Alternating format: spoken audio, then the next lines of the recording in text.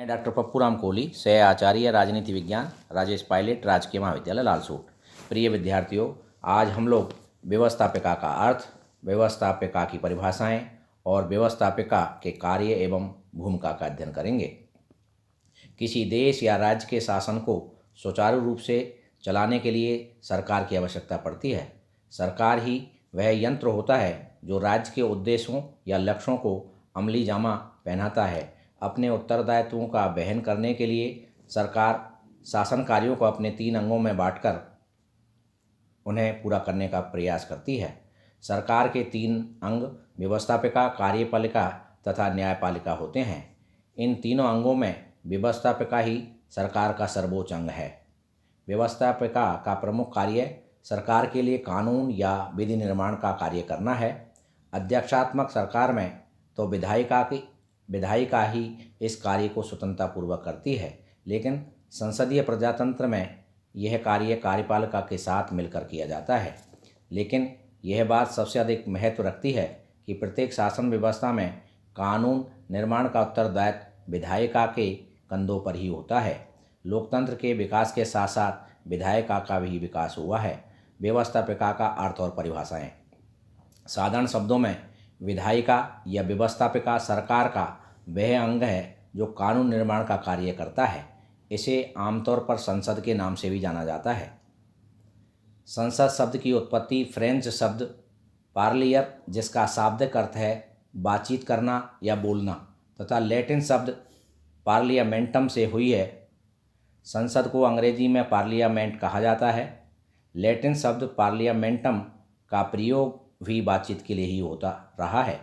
इस प्रकार संसद शब्द का प्रयोग व्यक्तियों की उस संस्था के लिए प्रयोग किया जाता रहा है जो चर्चा या विचार विमर्श के लिए एकत्रित हुए हो। आज सरकार के कार्यों के संदर्भ में संसद को व्यवस्थापिका या विधायिका का नाम दिया जाता है, जिसका संबंध कानून निर्माण से है। कुछ विद्वानों ने व्यवस्थापिका को परिभाषित करते हुए कहा है, गिलक्राइस्ट के अनुसार विधानमंडल सरकार की शक्ति का अधिक भाग है, जिसका सरकार के वित्त तथा कानून निर्माण दोनों पर अधिक होता है। एलन बान के अनुसार विधायिका कार्यपालिका का परामर्शदाता निकाय है, लेकिन आधुनिक समय में विधायिका कार्यपालिका का परामर्शदाती निकाय न होकर एक विशेष प्रकार का संगठन है, जिसका शासन व्यवस्था के संचालन में महत्वपूर्ण कार्य होता है। आधुनिक समय में व्यवस्थापिका व्यक्तियों का ऐसा सामूहिक संगठन है जो कानून बनाने के अधिकार से युक्त होता है। आधुनिक समय में व्यवस्थापिका की सही परिभाषा फाइनर ने दी है। उनका कहना है कि विधायिका सरकार का वह अंग है जिसका कार्य जनमत या जनता की इच्छा को कानून निर्माण में लगाना और कार्यपालिका के कार्यों का निर्देशन, निरीक्षण और नियंत्रण करना है। अतः सार रूप में कहा जा सकता है कि व्यवस्थापिका सरकार का कानून निर्मात्री अंग है, जो अध्यक्षात्मक सरकार में तो कार्यपालिका से स्वतंत्र होता है, लेकिन संसदीय सरकार में कार्यपालिका पर नियंत्रण भी रखता है। इस दृष्टि से उसके कार्य कानून निर्माण व कार्यपालिका पर नियंत्रण रखना दोनों ही है। विधायिका या व्यवस्थापिका के कार्य व भूमिका। व्यवस्थापिका के कार्य व भूमिका अलग अलग देशों में अलग अलग हैं। व्यवस्थापिका के कार्यों का निष्पादन शासन प्रणाली की प्रकृति पर निर्भर करता है। जिन देशों में निरंकुश राजतंत्र होता है, वहाँ यह पूर्ण रूप से राज्य के नियंत्रण में रहकर एक सलाहकार समिति के रूप में कार्य करती है। संसदीय सरकार में विधायिका की स्थिति बहुत मजबूत रहती है। अध्यक्षात्मक शासन प्रणाली में व्यवस्थापिका के कार्य संविधान द्वारा मर्यादित होते हैं। फाइनर ने व्यवस्थापिका के कार्य जनता को कानून निर्माण लगाना और कार्यपालिका के कार्यों का निर्देशन व निरीक्षण करना बताया है। व्यवस्थापिका के प्रमुख कार्य निम्नलिखित हैं। नंबर 1, विधायी या कानून निर्माण संबंधी कार्य। आधुनिक समय में आधारभूत संवैधानिक कानूनों को छोड़कर शेष सभी तरह के कानून विधानमंडल या व्यवस्थापिका द्वारा ही बनाए जाते हैं। जन इच्छा का प्रतिनिधि होने के नाते जनमत की मांगों व दबावों को कानून का रूप देना विधायिका का प्रमुख कर्तव्य बनता है। इसी कारण रेनाउ ने लिखा है, आधुनिक संसद एक प्रकार के वे कारखाने हैं जिनका कार्य कानून का निर्माण करना है। यहाँ जनमत के नाम के कच्चे माल को प्रस्तावों, नीतियों और कानूनों में बदला जाता है। विधायिका समाज में शांति बनाए रखने तथा नागरिकों के विकास के लिए अनेक प्रकार के कानून बनाती है। देश की बदली हुई परिस्थितियों में पुराने कानूनों में परिवर्तन या उन्हें रद्द भी करती है। संसदीय सरकार में अधिकतर बिल मंत्रियों के द्वारा विधान पालिका में पेश किए जाते हैं, क्योंकि मंत्रिमंडल का संसद में बहुमत होता है। अध्यक्षात्मक सरकार में मंत्रियों की बजाय बिलों के बारे में केवल संदेश राष्ट्रपति भेज सकता है। उन्हें स्वीकार करना या न करना विधायिका की मर्जी है, लेकिन विधायिका भी अपनी मर्जी से कानून बनाने को स्वतंत्र नहीं है। उस पर कुछ संवैधानिक प्रतिबंध भी हैं। वह संविधान को कानूनी सीमा में रहकर कानूनों का निर्माण कर सकती है, लेकिन स्थिति चाहे कुछ भी हो, कानून निर्माण का कार्य विधायिका को ही करना पड़ता है। इस कार्य में वह अपनी समितियों की सहायता लेती है। ब्रिटेन में तो संसदीय सर्वोच्चता होने के कारण कानून निर्माण पर पूरा अधिकार विधायिका का ही है। संघात्मक शासन प्रणाली वाले भारत जैसे देशों में व्यवस्थापिका को शक्तियों का विकेंद्रीकरण होने के कारण संसदीय राष्ट्रीय महत्व के विषयों पर भी कानून बना पाती है। कानून बनने से पहले उस पर कार्यपालिका के अध्यक्ष के हस्ताक्षर करवाने की जरूरत होती है। हालांकि कार्यपालिका अध्यक्ष उस पर पुनर्विचार करने के लिए बिल को विधायिका के पास लौटा सकता है, लेकिन अंत में हस्ताक्षर करना उसकी मजबूरी बन जाता है। कानून बनाने के इस काम में विधायिका को भी आज अनेक समस्याओं का सामना करना पड़ता है, लेकिन अंत में वह कानून निर्माण में सफलता प्राप्त कर लेती है। नंबर 2, कार्यपालिका पर नियंत्रण। कार्यपालिका पर नियंत्रण रखना भी विधायिका का ही प्रमुख कार्य है। संसदीय शासन प्रणाली में यह नियंत्रण प्रत्यक्ष रहता है, क्योंकि मंत्रिमंडल का चुनाव उसके द्वारा ही किया जाता है और यह उसके प्रति उत्तरदायी होता है। संसदीय शासन प्रणाली में विधायिका द्वारा नियंत्रण के अनेक साधनों, कार्यपालिका से प्रश्न व पूरक प्रश्न पूछना, ध्यानाकर्षण प्रस्ताव, स्थगन प्रस्ताव, कटौती तथा निंदा प्रस्ताव, अविश्वास प्रस्ताव आदि का प्रयोग किया जाता है। इसमें व्यवस्थापिका धन की मांग को अस्वीकार करके या कार्यपालिका द्वारा प्रस्तुत नीति, प्रस्ताव या विधेयक को अस्वीकार करके भी नियंत्रण रख सकती है। इंग्लैंड तथा भारत में यही व्यवस्था है। अध्यक्षात्मक शासन प्रणाली वाले देशों में शक्तियों का पृथक्करण होने के कारण विधायिका द्वारा कार्यपालिका पर प्रत्यक्ष नियंत्रण कर पाना संभव नहीं है। इसलिए वह धन की मांग, आवश्यक व्यवस्थापन पारित न करके कार्यपालिका को नियंत्रण रखने का प्रयास करती है। राष्ट्रपति द्वारा की गई नियुक्तियों या संधियों का अनुमोदन रोक कर भी वह नियंत्रण की व्यवस्था कर सकती है। राष्ट्रपति पर महाभियोग के लिए जांच आयोग की नियुक्ति करके भी व्यवस्थापिका कार्यपालिका पर नियंत्रण रखती है। इस प्रकार शासन व्यवस्था चाहे कोई भी हो, उसमें व्यवस्थापिका का कम या अधिक नियंत्रण कार्यपालिका पर अवश्य रहता है। भारत में यह नियंत्रण प्रत्यक्ष व अधिक है, जबकि अमेरिका में अप्रत्यक्ष व कम है। न्याय कार्य। न्याय कार्य संपन्न करना न्यायपालिका का कार्य है, लेकिन आज अनेक देशों में व्यवस्थापिकाएं भी पूर्ण या अर्ध न्याय कार्य करती हैं। इंग्लैंड में House of Commons, House of Lords, जो संसद का ऊपरी सदन है, अपील का सर्वोच्च न्यायालय है। अमेरिका में राष्ट्रपति के खिलाफ लगाए गए महाभियोग के बारे में अंतिम निर्णय देने के लिए सीनेट न्यायालय के रूप में बैठती है। भारत में राष्ट्रपति पर इसी तरह महाभियोग की सुनवाई व निर्णय की व्यवस्था राज्यसभा ऊपरी सदन करती है। स्विट्जरलैंड में राष्ट्रीय सभा को संविधान की व्याख्या करने का अधिकार प्राप्त होने के कारण वह भी न्याय कार्य करने वाली व्यवस्थापिका कहलाती है, लेकिन भारत तथा अमेरिका में आज तक किसी राष्ट्रपति को महाभियोग का परिणाम नहीं भुगतना पड़ा, अतः व्यवस्थापिका न्याय कार्य भी करती है। नंबर 4, वित्तीय कार्य। प्रत्येक देश में राष्ट्रीय वित्त को सही ढंग से खर्च करने के लिए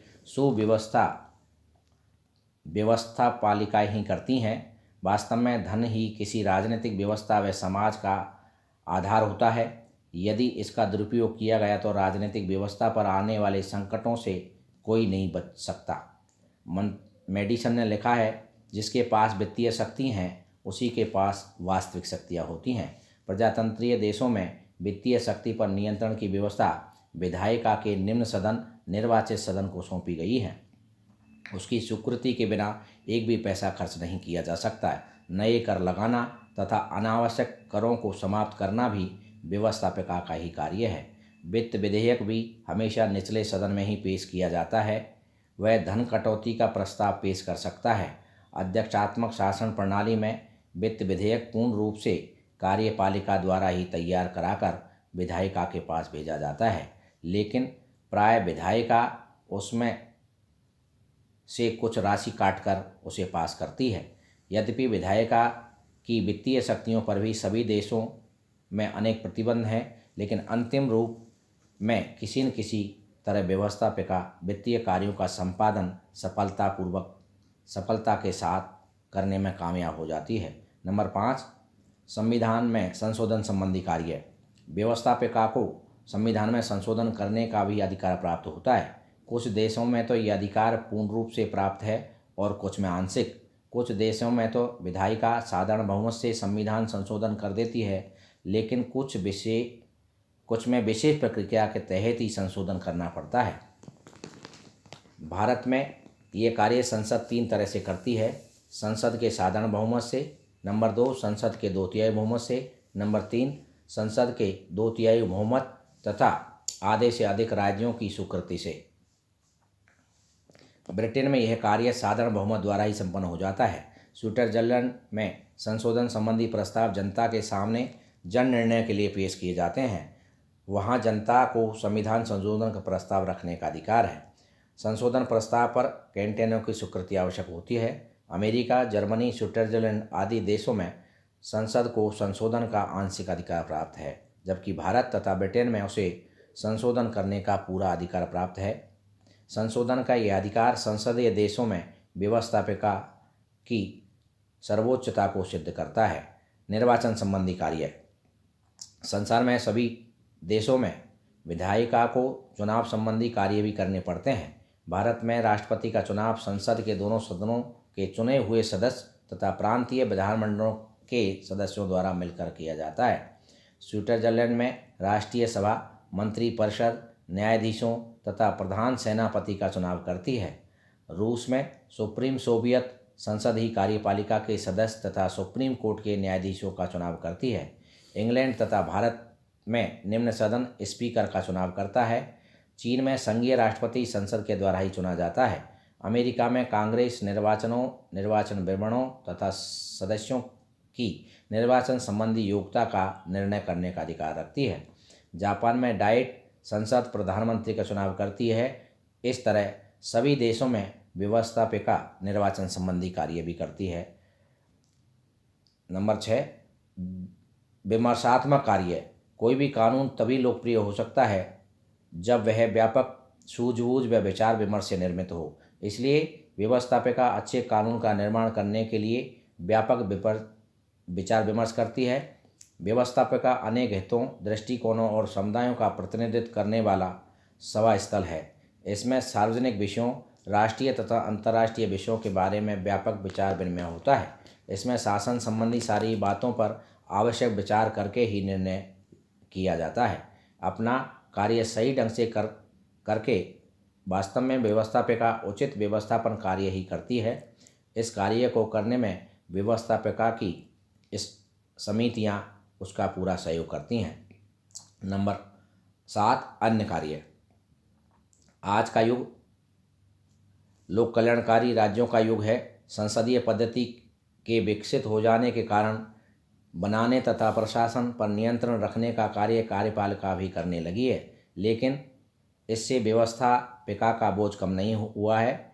वह आज अनेक उत्तरदायित्वों से लदी हुई है। उसे उपरोक्त कार्यों के अतिरिक्त भी कार्य करने पड़ते हैं। लोकमत का निर्माण करने, जनमत को शिक्षित करने, जनता की शिकायत दूर करने, अंतर्राष्ट्रीय संबंधों पर नज़र रखने, प्रतिनिधित्व करने, हित स्वरूपीकरण और हित समूहकरण करने, राजनीतिक समाजीकरण तथा पर्यवेक्षण व निगरानी संबंधी कार्य भी आज व्यवस्थापिका को ही करने पड़ते हैं।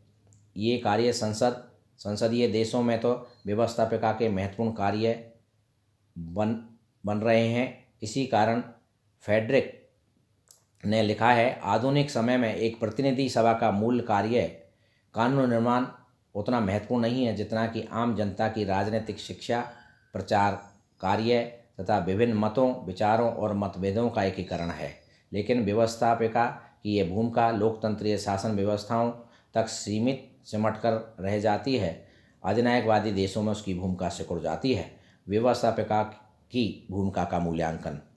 व्यवस्थापिका प्रत्येक देश में पाई जाती है और कुछ या अधिक कार्यों का निष्पादन भी करती है, लेकिन आज उसकी भूमिका सिकुड़ रही है। अधिकतर देशों में तो उनके कार्यों का निष्पादन औपचारिकता मात्र रह गया है।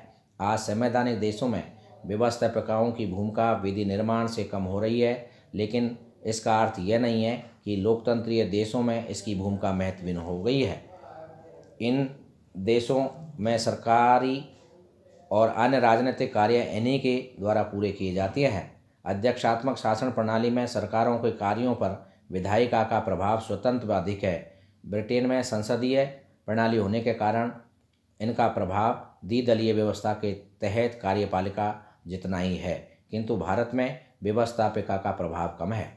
सोवियत संघ में एक दल के आधिपत्य होने के कारण यह भारत या अमेरिका जितनी ही प्रभावी नहीं है। आज भारत में संसद की यह स्थिति है जो 26 जून 1975 से पहले थी, लेकिन ब्रिटेन की संसद आज भी आदर की संस्था है। इसका जो कुछ भी प्रभाव है वह इस कारण है कि यह राजनीतिक सत्ता को वैधता प्रदान करती है। जनता को राजनीतिक शिक्षा देने तथा कांडों का भंडाफोड़ करने में आज व्यवस्थापिका अपनी भूमिका बेखूबी निभा रही है। स्वेच्छाचारी देशों में भी व्यवस्थापिका के बिना शासनों का काम नहीं चल सकता। इंडोनेशिया और पाकिस्तान में सैनिक शासन के बाद भी किसी न किसी रूप में व्यवस्थापिका अवश्य हैं। बर्मा में जनरल वेविन आज भी इसके कारण ही शासन कर रहे हैं। नेपाल में लोकतंत्र का गला घोटने के बाद भी राष्ट्रीय पंचायत के रूप में व्यवस्थापिका आज भी मौजूद है। तानाशाही देशों में व्यवस्थाएं चाहे दिखावा मात्र ही क्यों न हो अवश्य हैं। कुछ तानाशाही देशों में तो व्यवस्थापिकाएं बहुत महत्वपूर्ण हैं। यूगोस्लाविया में मार्शल टीटो आज भी व्यवस्थापिका को ही काफ़ी महत्व देते हैं। इसलिए तानाशाही देशों में व्यवस्थापिकाओं की भूमिका शासक वर्ग की सोच पर निर्भर करती है। इसी तरह सर्वसत्ताधिकारीवादी देशों में व्यवस्थापिका की भूमिका का मुख्य नियामक, निर्देशक व नियंत्रक साम्यवादी दल होता है। विकासशील देशों में संस्थागत आधारों के अभाव में व्यवस्थापिकाएं न तो सरकारी कार्यों का ठीक तरह से निष्पादन कर पा रही हैं और न ही राजनीतिक कार्यों का। इन देशों में व्यवस्थापिकाएं हंगामा स्थल बनकर रह गई हैं। इन देशों में व्यवस्थापिकाओं की भूमिका को प्रभावी रखने के लिए अनुकूल संस्कृति का निर्माण व विकास नहीं हो पाया है। बहुदलीय प्रणाली तथा साझा सरकार के प्रतिमानों ने आज व्यवस्थापिका की भूमिका को धराशायी कर दिया है, लेकिन धीरे धीरे विकासशील देशों में व्यवस्थापिका की भूमिका में सुधार होता नजर आ रहा है। अतः सार रूप में कहा जा सकता है कि व्यवस्थापिकाओं की भूमिका राजनीतिक व्यवस्था तथा शासन प्रणाली विशेष की प्रकृति पर निर्भर करता है।